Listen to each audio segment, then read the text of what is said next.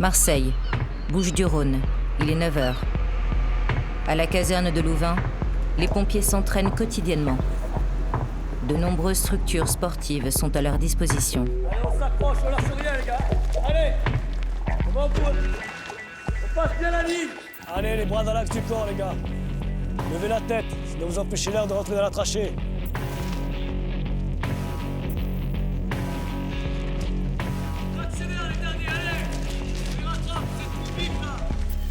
À l'autre bout de la ville, au centre opérationnel des marins-pompiers, un nouvel appel arrive. Vous êtes dans les étages? Les marins-pompiers vous écoutent. Bonjour monsieur, je passe dans une rue là et à la sortie d'une aération de câble, il y a de la fumée qui sort, un truc noir, dégoûtant. Aération de câble, vous me parlez? Ouais, de câble. Et c'est noir, c'est vraiment du feu. C'est à l'extérieur, c'est à l'extérieur. Il sort, ouais, la fumée sort de l'extérieur, mais c'est une sortie de câble, vous savez, d'aération. Et c'est une fumée noire, ça se consume, c'est fou. Ça va, on arrive. Oui, bon, merci, au revoir. L'alerte est aussitôt transmise à la caserne de Louvain. Départ normal. Je suis en train de nager en apnée, ça sonne, on vient me chercher sous l'eau. Et là, c'est parti, je me déshabille, je me change en tenue de feu, pompier lourd. Intervention, FI, MEA, VRCG, feu de camp. Quand ça sonne, l'intervention passe en premier. On est en train de manger, on est en train d'être aux toilettes, on est en train de se baigner, on est en train de faire sport. Ça sonne, on part. Pour n'importe quelle intervention que ce soit, on a 1 minute pour se changer, monter dans nos camions et partir de la caserne. Pendant le trajet, j'ai su qu'on partait en intervention, mais je ne savais pas pourquoi. Donc je demande à mon chef de m'indiquer la nature de l'intervention. Il me dit que c'est un feu de cave. Qui dit cave dit habitation au-dessus, donc dit victime potentielle. Donc il faut aller très vite pour que l'incendie se propage le moins possible. À ce moment-là, on a tous du stress. Si on n'a pas de stress, c'est que c'est pas normal.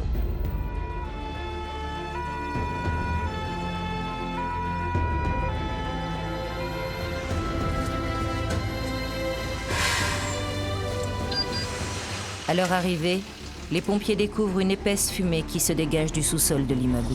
Il y a un binôme qui me coupe tout de suite le gaz, ok? Ouais. Il y a quelqu'un dans la cave? Ok. Bon, écoute-moi. Ouais. Un binôme qui me coupe de suite le gaz. Tu descends avec une LDV, notion de victime, tu recherches ça. Il y a un appartement en bas? Oui, il y a un appartement en bas. D'accord. Il y a une Saint-Pierre, on est juste. Tenez-vous prêts avec l'échelle. On établit l'échelle, on se met en position, on se met en hauteur. Je regarde, hein? Ça va. Les gars, vous mettez les aéries, vous assurez la sécurité de vos collègues là. Hein? Ça va. On met notre masque d'appareil respiratoire sur le visage pour nous protéger des fumées. Et là, on s'engage dans la cave, dans les fumées.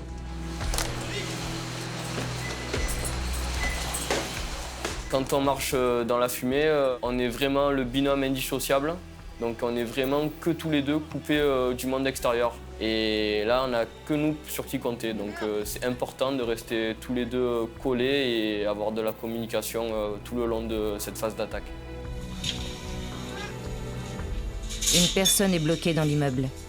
Le commandant des opérations transmet l'information au binôme d'attaque pour qu'il la recherche en priorité.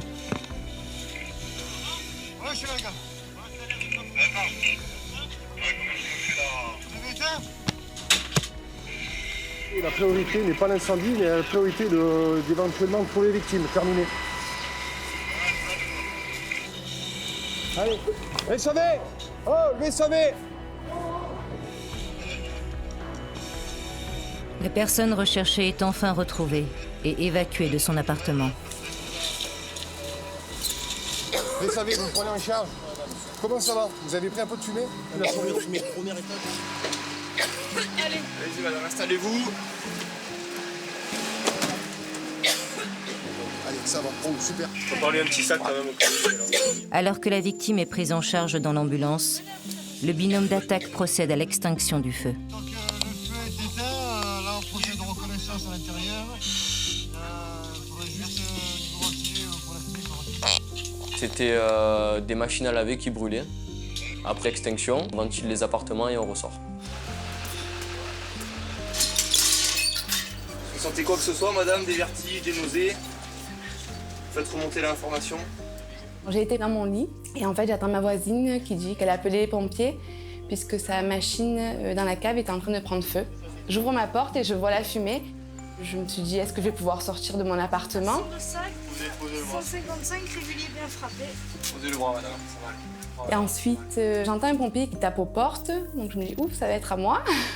Donc quand il tape à ma porte, j'ouvre et il me dit de descendre avec lui. Donc du coup, je me suis bien collée au pompier. J'ai profité. Les marins-pompiers, on les considère comme nos héros. Une fois leur mission terminée, les pompiers rentrent à la caserne.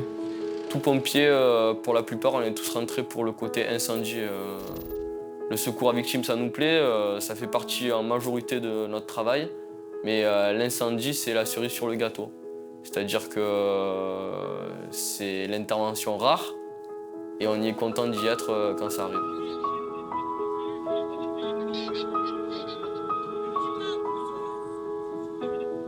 Moi, j'étais pas prédisposé à faire marin-pompier.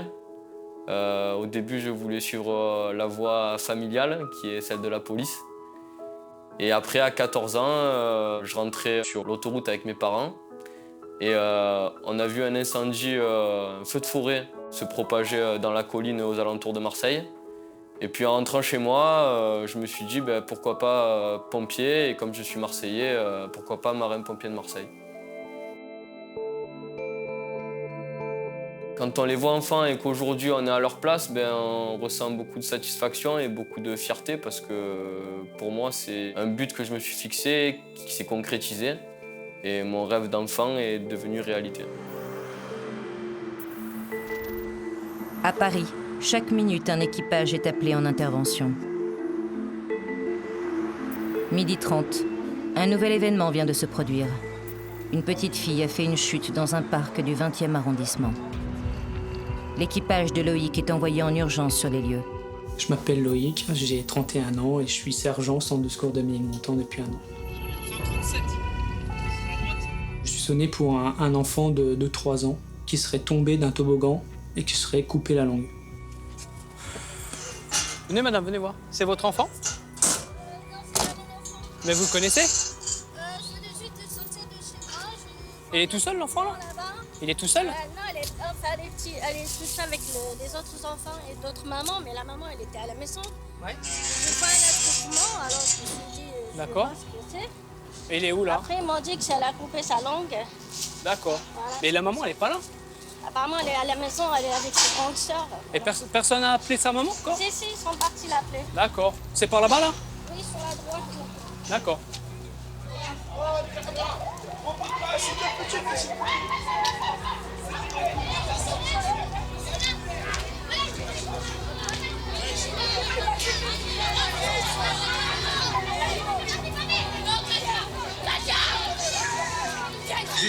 Je vais juste demander à... Ouais, voilà.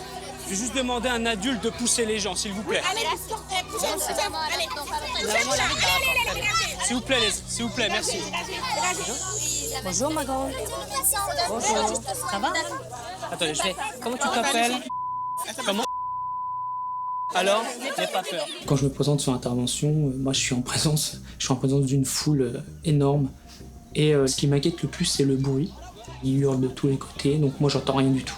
S'il vous plaît, juste écartez là. Merci, c'est gentil. Tu peux me parler? Tu peux me parler? Alors, tu es tombé comment? Dis-moi. Tu es tombé comment? Comment? Elle est tombée du toboggan là-bas? Ça a tapé fort, fort, fort? Est-ce que tu... D'accord. Tu as mal où? Dis-moi où tu as mal. Montre-moi. Est-ce que tu as mal à la tête? Je n'arrive pas à lui poser des questions, parce qu'il y a trop de bruit autour, j'entends rien. Donc là, ma mission, elle est très simple, c'est isoler pour que je puisse travailler tranquillement. Prends le matériel, prends ça. Vous me suivez, madame? Vous me suivez? Oui, non, moi je sais pas que sa mère elle arrive. On va au camion, il est juste là-bas, parce que là je peux pas travailler là. Merci, là je peux pas bosser là. Elle vient avec moi, ma grande. Maman elle arrive, d'accord? Hein? Maman, elle arrive. T'as pas peur des pompiers, ça va? Hein? Je la prends dans mes bras en la rassurant, je prends la dame avec moi et je m'en vais. Je m'en vais avec mon équipe, mon matériel et je vais me calfeutrer dans mon ambulance et pouvoir faire un bilan correct à la petite fille. Tu peux dire à la dame de rentrer, ça va la rassurer. Voilà, n'aie pas peur, ma grande, n'aie pas peur. N'aie pas peur. Je vais pas te faire mal, je vais pas te faire mal. Maman, elle arrive, d'accord? D'accord? Regarde.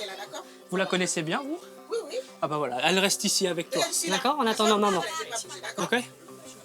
Ouais, le multi. Tu peux mettre le multi, s'il te plaît? C'est parti, on met le multi. Voilà. T'as vu, elle reste avec toi en attendant maman. Ok? Nous, on va pas te faire bobo. Non, non, faut que tu restes ici. Faut que tu restes ici, ma grande. N'aie pas peur. Regarde, attends, je vais juste... Voilà, juste ici. Voilà, tu peux rester comme ça si tu veux. D'accord?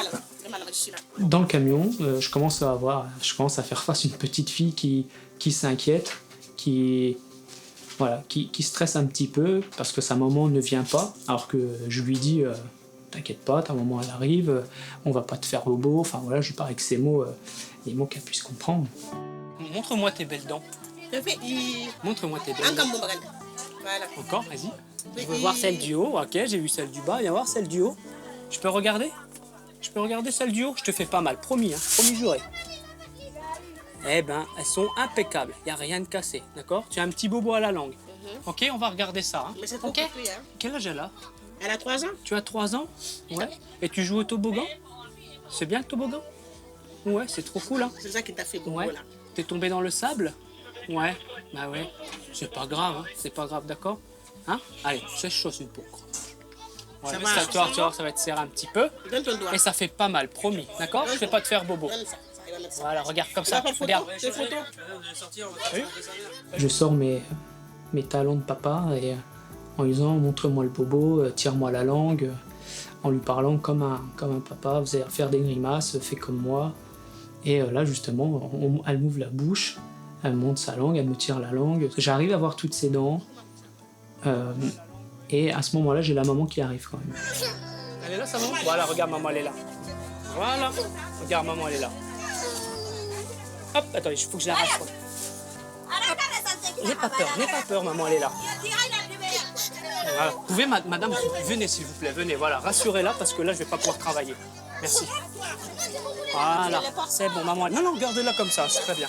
Alors le fait d'être papa, je pense que ça m'aide beaucoup dans le sens où par rapport aux grimaces, aux pleurs de l'enfant, on voit si c'est grave ou si c'est pas grave. Là, en l'occurrence, je vois que malgré tout, il va y avoir des soins à lui faire, peut-être en chirurgie sûrement, mais j'ai une petite fille quand même de visuel qui m'inquiète pas du tout. Tu veux me retirer la langue? Bon, allez. Tu vas le montrer à moi? Ouais, montre à maman. Montre à maman comment tu tires la langue. Non. Waouh! Ah, dis donc! C'est pas grave, hein? Ouais. Bon, grave. Tu vas quand même pouvoir manger des bonbons encore. C'est pas grave. Elle aime ça, les bonbons? Trop. Ah bon, trop? Ah bah oui. Tu vas encore en manger, t'inquiète pas. D'accord? Hein? J'ai complété mon côté pompier par mon côté papa, et je le fais tout le temps, généralement ça marche très bien. Donc quoi qu'il arrive, on n'a pas le choix avec des enfants, quand on est papa, il faut ressortir ce petit côté affectif et protecteur.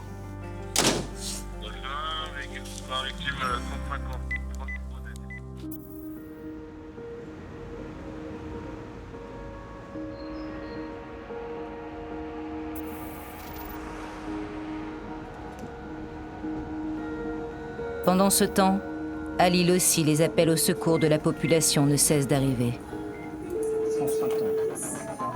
Allô? Oui. Oui, bonjour madame, qu'est-ce qui se passe? Bonjour. Bah écoutez, c'est mon fils ils étaient chez moi, il est monté dans la chambre en haut, mais c'est indépendant, ça ne nous appartient pas. Il ne peut pas descendre. Et moi, il m'explique je comprends un petit peu, mais je n'arrive pas à basculer le mur, il faut basculer le mur, mais il y a soi-disant qu'il y a une fenêtre. Je comprends pas madame, je comprends pas du tout ce que vous me dites là. Votre fils est dans votre maison? Oui, il est dans la maison, c'est la maison. Quoi. Et pourquoi il ne peut pas descendre? Qu'est-ce qui lui arrive? C'est un malaise cardiaque, certainement. Les pompiers reçoivent l'appel confus d'une dame inquiète pour son fils. Il aurait fait un malaise cardiaque chez elle. Une ambulance part immédiatement au domicile de la requérante. Je m'appelle Guillaume, j'ai 29 ans, je suis caporal. Je suis pompier professionnel depuis 2007 et au sein de la caserne de l'île Bouvines depuis 2 ans. On part pour un malaise cardiaque.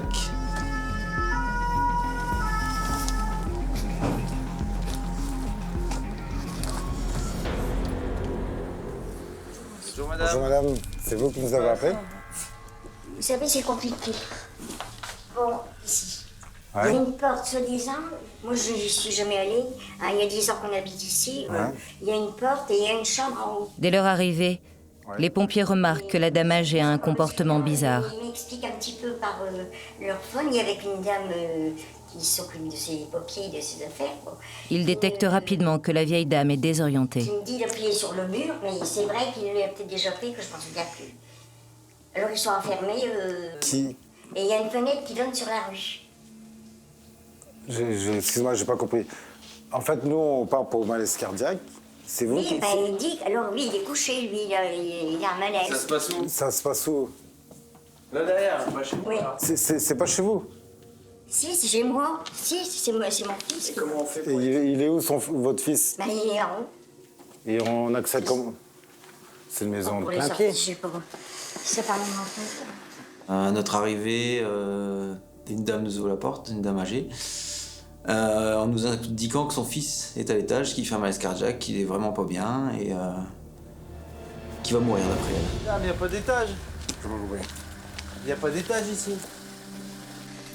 Qui vous est? Tu parles un petit peu, c'est les pompiers qui sont là.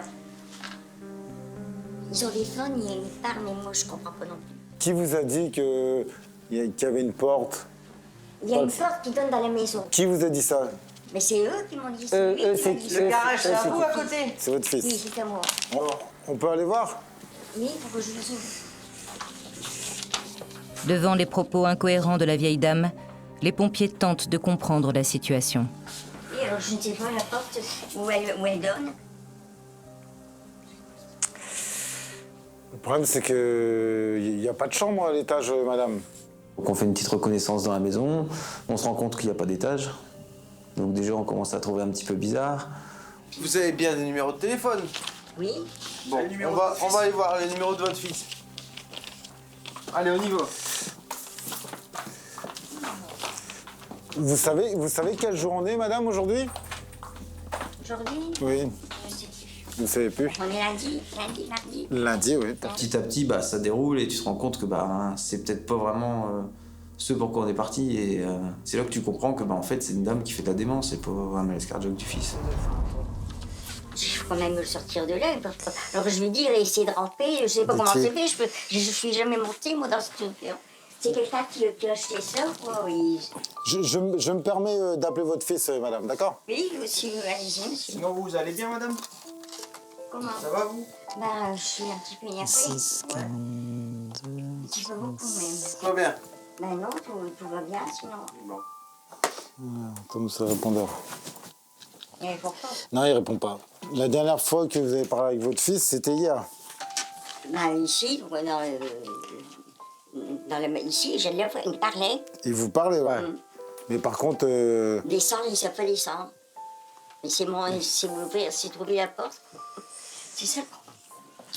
On demande toujours ce que c'est le motif du départ pour savoir comment se préparer à l'intervention. Sauf que là, on part sur un malaise cardiaque, donc on se prépare pour un malaise cardiaque, et en fait, on n'est pas du tout là-dessus, donc nous aussi, pendant quelques secondes, on va être déstabilisés. On comprend pas tout de suite ce qui se passe. C'est quand on a compris, là, il faut percuter rapidement et s'adapter à la situation. Après plusieurs tentatives, les pompiers réussissent finalement à joindre le fils de la victime. Ouais, je vais vous la passer, ouais. Non, il n'y a pas de souci. Tenez, madame, je vous passe votre fils. Oui, allô? Écoute, j'ai appelé les pompiers, il faut quand même que tu sors de là. T'es bien enfermé.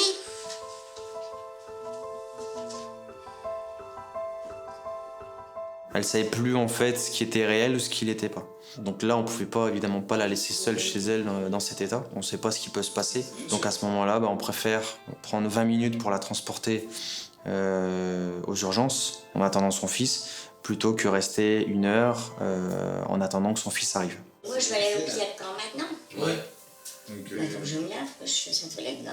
Donc là, tout à l'heure. De toute façon, c'est juste, on va là-bas, votre fils vient vous chercher et vous redépose ici. Oui. D'accord. Je reste ici, à la maison. Non, vous venez avec nous. Je m'en vais comme ça. Oui. En attendant. Mais il n'aura pas pour longtemps. Vous êtes coquette avec votre petite robe de nuit. Oui, mais ça, on n'est pas contenu. On s'adapte et on pallie au mieux aux besoins de la victime et on fait de notre mieux pour son besoin et puis son bien-être. On ne peut rien faire de plus. Transporter et après trouver une solution avec les services sociaux des hôpitaux pour cette dame.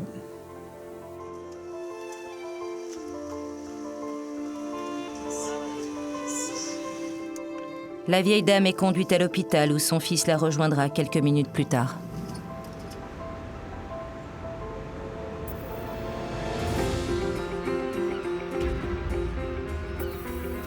À Marseille, à la caserne de Louvain en cette fin d'après-midi, Laurent profite d'un court moment de répit pour passer au foyer des marins-pompiers. Un café, après je vais faire mes papiers vite parce que je suis carrément à la bourre, je suis en retard, je peux plus. Marjo. Oui. Tu as fait la manœuvre? Ouais. Quoi? Producteur. Ah ça va, tu n'avais pas été compliqué? En tant que chef, t'as pas pris de risque? Il veille à sa façon sur les membres de son équipe. Chef d'équipe, ça t'intéresse pas? Quand je te parle, ça te fait rire en plus? Non. Ah. Hein? C'est bon, il fait. Tu crois que... Qu'est-ce que j'ai là? J'ai un nez rouge ou quoi là? J'ai un nez rouge? Ah ouais. Un peu. Oh non, elle a dit un peu. Tu viens? bien ce matin? Tu viens? Hein? C'est bien ce matin. Non mais c'est pas de changer de conversation s'il te plaît. À moi ça? Si on doit changer de conversation. Pendant ce temps, au centre opérationnel des marins-pompiers, un nouvel appel arrive. Marins-pompiers, je vous écoute. Oui, bonjour monsieur, je vous appelle parce qu'il y a un homme blessé qui saigne beaucoup, il perd du sang, je crois qu'il s'est planté un ciseau dans le cou, je sais pas. À quelle adresse? Ouais, il s'est pas agressé, il y a eu une bagarre ou je sais pas. Et il est où là? Il est dans la rue? Non, il vient de rentrer, on est devant chez lui, il est rentré chez lui, je sais pas s'il se nettoie, je sais pas ce qu'il fait. Il est plein de sang quoi, donc je sais pas. Il est ouvert à la gorge, Madame? Oui, je vous écoute. Voilà, je vais envoyer les secours. Une passante vient d'alerter les secours après avoir été témoin d'une agression à coups de ciseaux. L'homme gravement blessé s'est ensuite réfugié chez lui.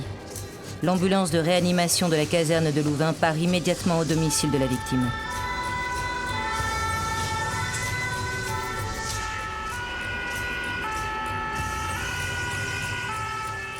Je suis Cyril, j'ai 43 ans. Je suis médecin au bataillon des marins-pompiers depuis 12 ans. Ah. Bonjour. Jeune homme de 20 ans, blessé à l'agression, il s'est pris un coup de ciseau derrière, juste là, à la limite de l'artère. Sur place, il y a déjà une ambulance de secouristes qui a demandé le renfort d'un moyen médicalisé parce qu'ils sont inquiets par rapport à certaines plaies. C'est qui lui a donné ça? Il s'est battu à... côté. Donc l'agresseur n'est pas là? Non, l'agresseur non. Ça va. Nous intervenons donc pour une agression et donc la première question qui me vient à l'esprit, c'est savoir si l'agresseur est encore là, car la première chose à faire, c'est de sécuriser l'intervention. Quand nous arrivons sur les lieux, il y a le patient, un homme d'une vingtaine d'années, qui est au sol, allongé, très angoissé. Bonjour monsieur, je suis le docteur du bataillon des marins-pompiers de Marseille. Alors, vous vous rappelez de ce qui s'est passé? Oui.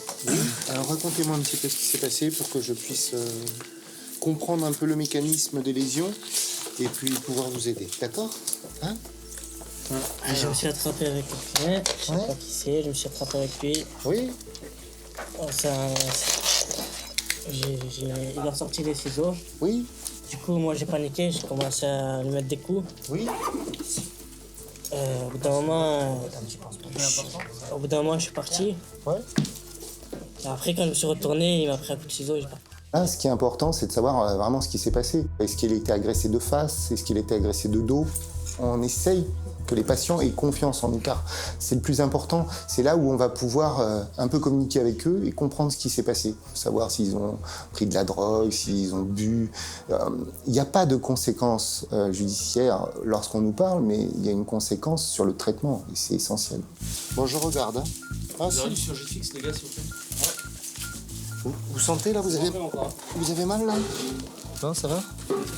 La première plaie qui est la plus inquiétante, c'est la plaie du cou, parce qu'elle est à 3 cm de la carotide et elle est pénétrante, c'est-à-dire que le ciseau est rentré dans les profondeurs au moins du muscle.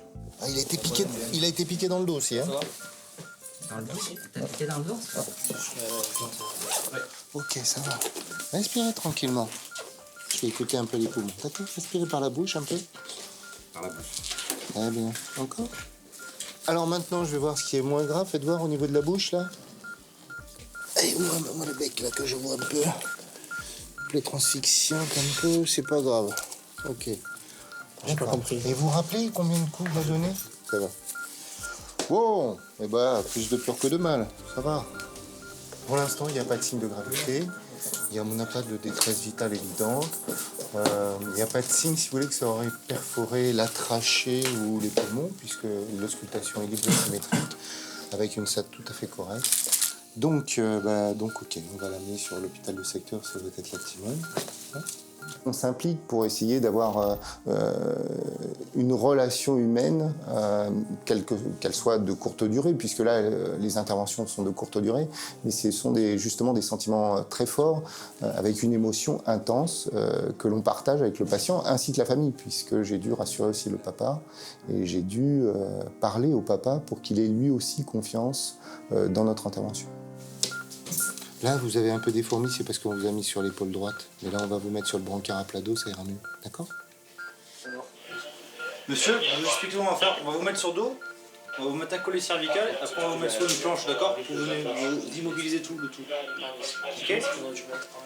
Après avoir fait quelques examens, on s'aperçoit que la gravité est très relative. La seule éventuellement complication qu'on puisse avoir, c'est au niveau du cou, savoir si le ciseau est allé profond ou pas. Et ça, on ne peut pas l'apercevoir en préhospitalier. Donc, on prend la décision d'immobiliser sa colonne vertébrale sur un plan dur, afin que s'il y a un problème au niveau du cou, il n'y ait pas d'aggravation. Oui, c'est bien ça, il ne bougera pas là. Voilà.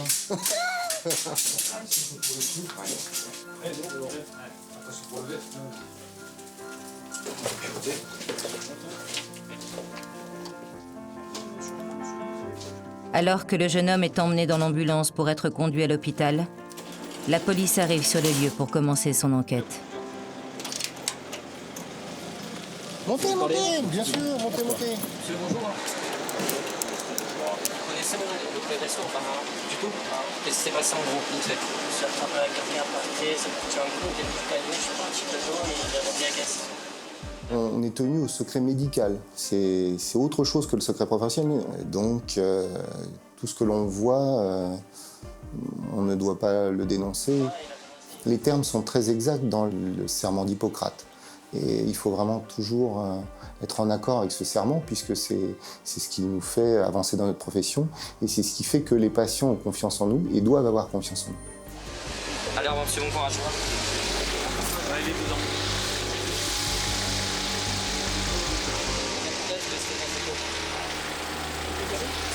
Vous allez où? Moi, là, Simon. Bonjour, cette semaine, je vous remercie. Allez, bon courage.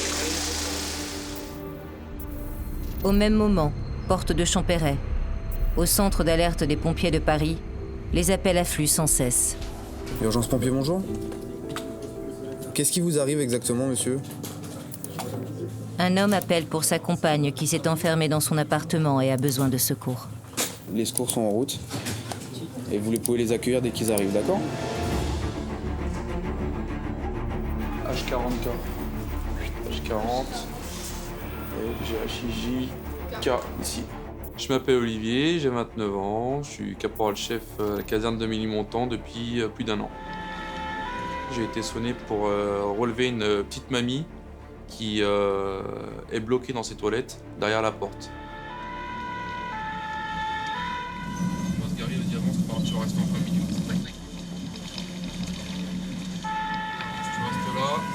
matériel de secours à victime, on la touche pas plus. Les pompiers retrouvent le compagnon de la victime devant la porte de son immeuble.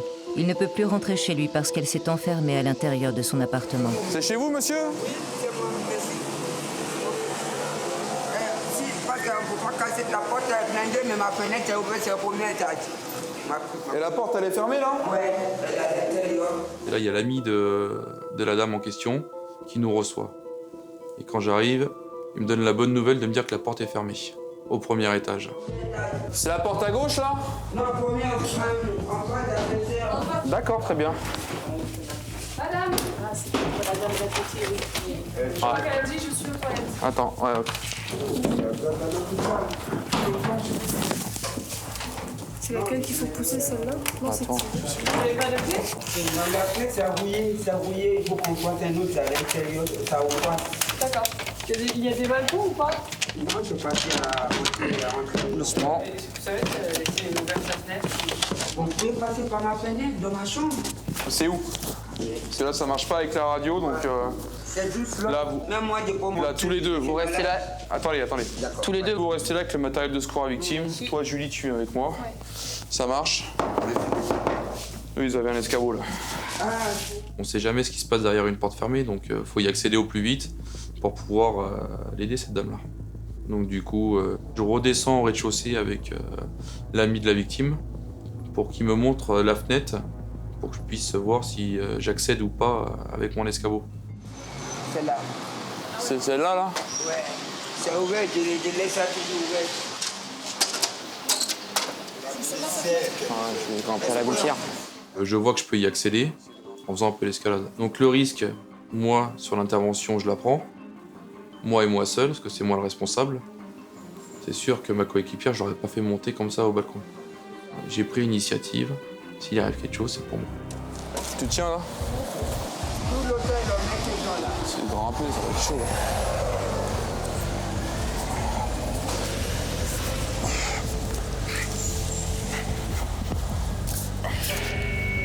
C'est risqué. Après, on n'a pas le choix.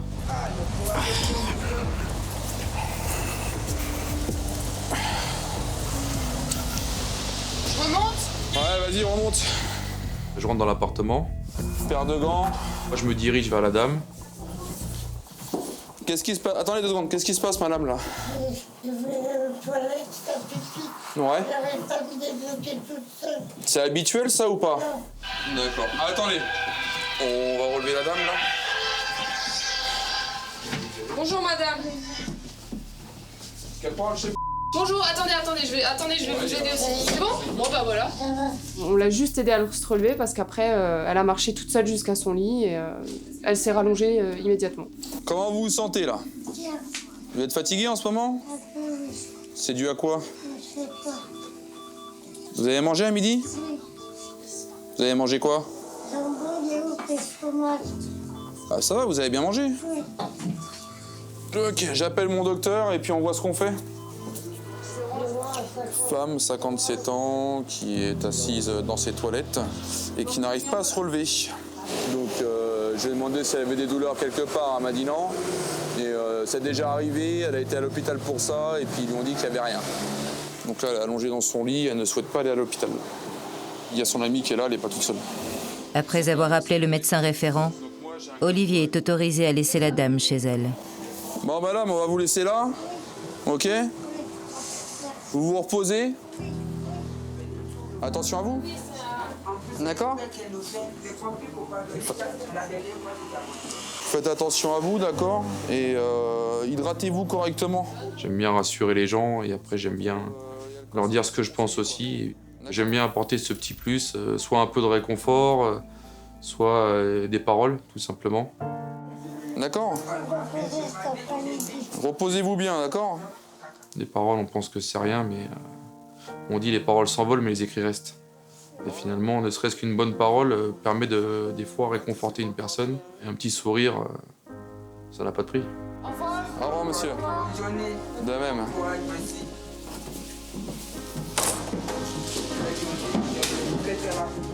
On n'a pas l'habitude d'être remercié, d'avoir des sourires. Moi, ça me fait plaisir. Ne serait-ce qu'un sourire. Allez, bonne journée. Vous aussi, merci. Au revoir, monsieur.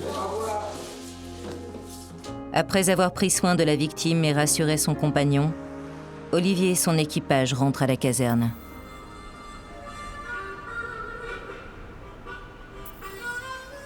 La nuit est tombée sur l'île. La caserne de Bouvines ne dort jamais. Il est minuit quand l'alarme retentit une nouvelle fois.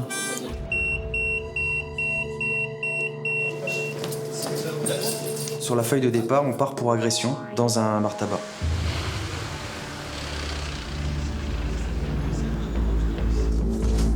C'est un braquage à main armée. C'est pas courant et c'est quelque chose de relativement dangereux. On ne sait pas si les agresseurs sont encore là, on ne sait pas s'ils sont encore dans les parages. Donc nous, on part sur intervention, sauf qu'on n'est pas des policiers. On a nos gants de protection, c'est tout ce qui nous protège. C'est là, c'est là, c'est là, c'est là, c'est là.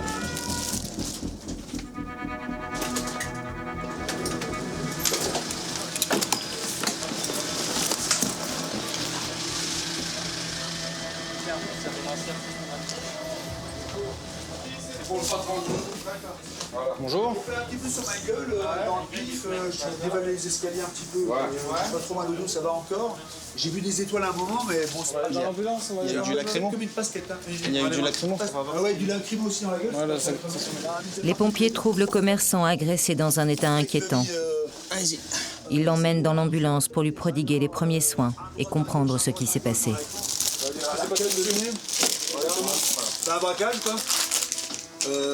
Batte de baseball, un hyper violent qui était hyper violent, qui disait je suis hyper violent, j'ai dit. Donc là j'ai pris un peu dans ma gueule, mais vous avez pris la tout le monde, monsieur. Un petit peu aussi dans la gueule, ouais. Ça c'est bon aussi. Ouais, des coups de poing, j'ai dû aussi avoir un coup de gros bâton et le bâton s'est même cassé sur ma tronche et j'ai vu des étoiles. Comme dans Tintin. J'ai pas eu de vomissement, rien de tout ça? Non, rien. Non. Par contre, il m'a balancé les escaliers, mais bon, comme j'ai. On va regarder votre dos. Vous savez quel jour on est, monsieur? Alors, dans ces cas-là, oui, je peux vous dire le jour qu'on est. On est jeudi, parce qu'hier j'ai dormi toute la journée. Regardez les dents, c'est bon. Tirez la langue là un petit peu. Ok. En bas du dos. En bas du dos, mais. Ah, ok, d'accord. Non, ils m'ont balancé dans l'escalier, donc. C'est une bonne désinfecte, Yo. Ouais, c'est pas grave, c'est pas grave. Par contre, t'as fait trop une pastèque. Il y a un hématome énorme dans le dos. Il a pris des coups, beaucoup de coups dans la tête.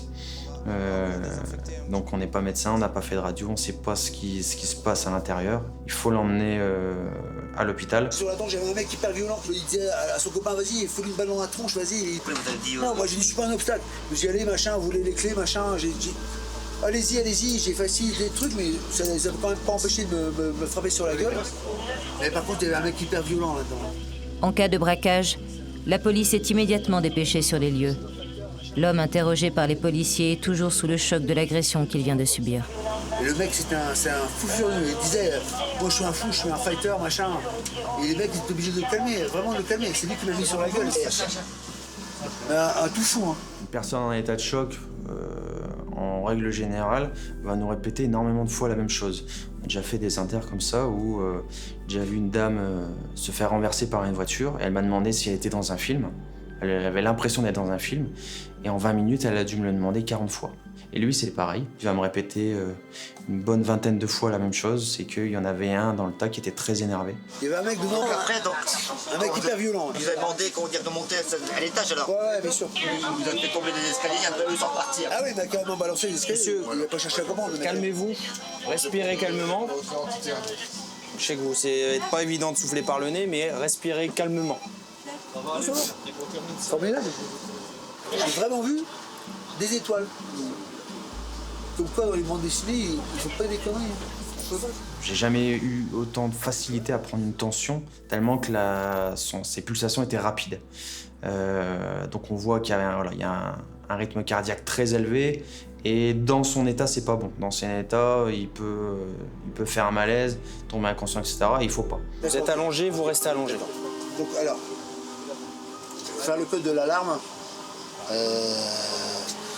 fermer le robinet du haut, le verrou du haut, le verrou du bas. À un moment, voilà, je me suis dit stop, on demande aux policiers de le questionner plus tard parce que nous, on doit faire notre travail également. Ils doivent faire le leur, je suis tout à fait d'accord, mais nous, on doit faire le nôtre aussi. Devant son état préoccupant, les pompiers décident de le conduire immédiatement aux urgences. On y va. Au CHR. C'est bien.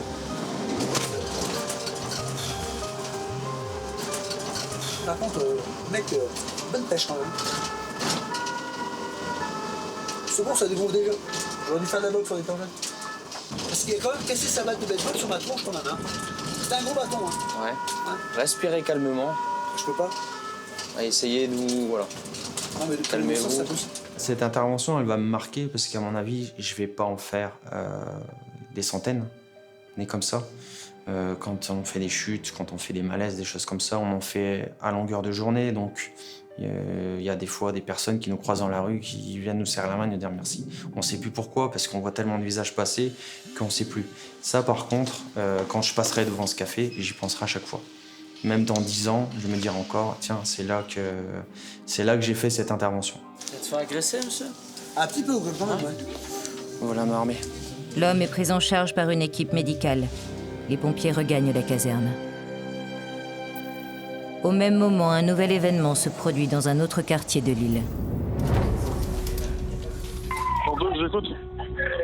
Vous venez vite de tout, monsieur, parce qu'il y a un grand problème. Il y a le feu, monsieur, c'est ça? Ouais, il est brûlé en caravane ici, à cause de lui, il va brûler tout. Monsieur, on arrive, d'accord?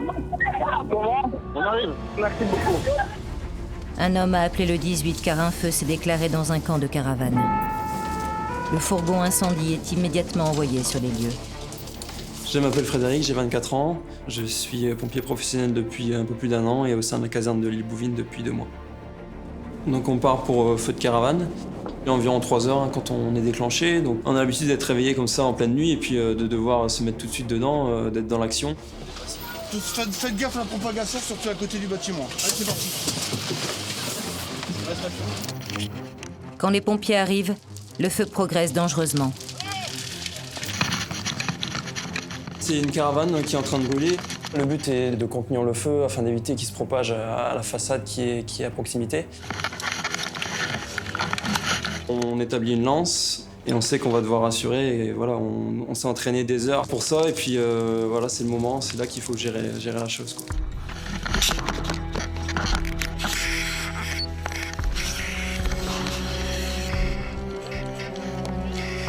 Un feu d'une telle ampleur, oui, c'est la première fois. J'ai déjà fait des feux de voiture, feux de détritus, mais feu de caravane, ouais, c'est une première.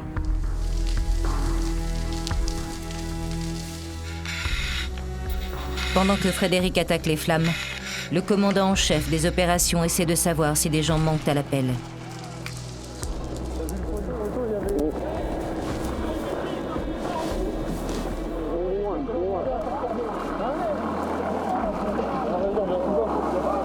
D'après les gens qui sont sur place, aucune personne n'est à l'intérieur. À partir du moment où on sait qu'il n'y a pas de victimes, on attaque le feu et on arrête la propagation.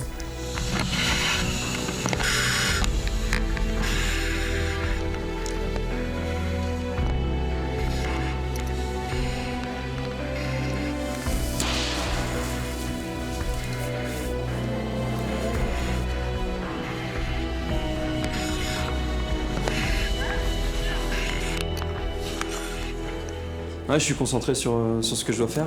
Forcément, il y a un peu plus de stress. Il faut réagir vite et il faut y aller. D'autant plus que c'est une première pour moi.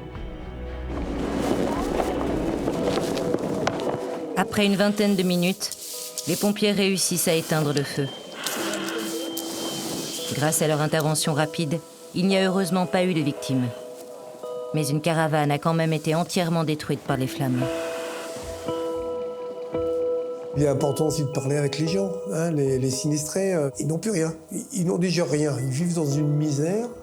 Et le peu qu'ils avaient, il est parti en fumée. Le moral de communiquer avec les gens. Ça, c'est hyper important. C'est le rôle de leur dire la distinction est finie. On va essayer de vous aider pour reconstruire. Ah oui, c'est moral. C'est très dur à vivre. C'est très dur à vivre pour eux, bien sûr. Mais c'est très dur pour nous aussi. Hein. Le jour se lève quand les pompiers rangent le matériel avant de rentrer à la caserne. Après une nuit d'intervention, ils vont pouvoir aller se reposer. J'ai mon père qui est dans les pompiers, mon frère est devenu pompier. J'ai vécu dans ce milieu-là et c'est ça qui m'a donné envie de faire pompier. Bon travail à tous. Merci. Bienvenue sur le flotte. Il y a cette adrénaline quand on part au feu et voilà, c'est un ensemble, c'est une vocation, on peut dire. J'ai vraiment ce besoin de me sentir utile et de tout le temps bouger, quoi. Allez, bonne nuit, bonne douche. Bonne douche. Allez.